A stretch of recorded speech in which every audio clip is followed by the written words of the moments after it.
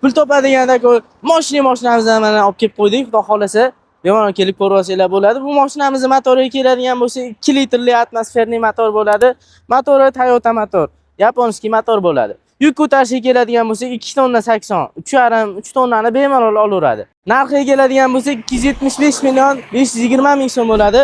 Buni xohlasanglar naqd, xohlasanglar avtokredit, xohlasanglar lizing qilib olib chiqib ketsanglar ham bo'ladi. Atigi boshlangiz 25% to'lov bilan mashinani bemalol olib chiqib ketsanglar bo'ladi. Hop, saloniga ham ahamiyat berib yuboramiz endi bu mashinani.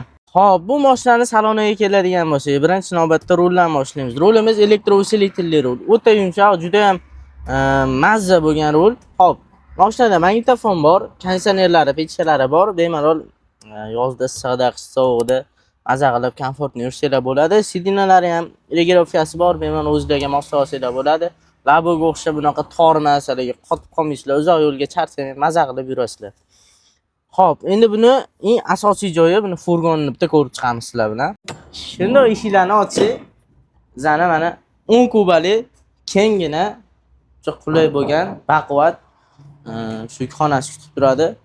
Yukxonaning ichida e'tibor bersanglar, svetlari ham bor, juda ham keng.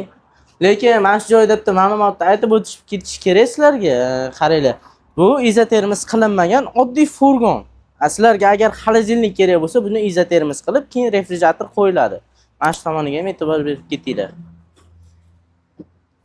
Hop, bu mashinani yana bitta qulay tomoni mana ko'rsanglar bo'ladi. Yon tomonda ham eshiklari bor. Bemalol yonni ochib, yuklab, yuk tushirishga juda ham qulay bu.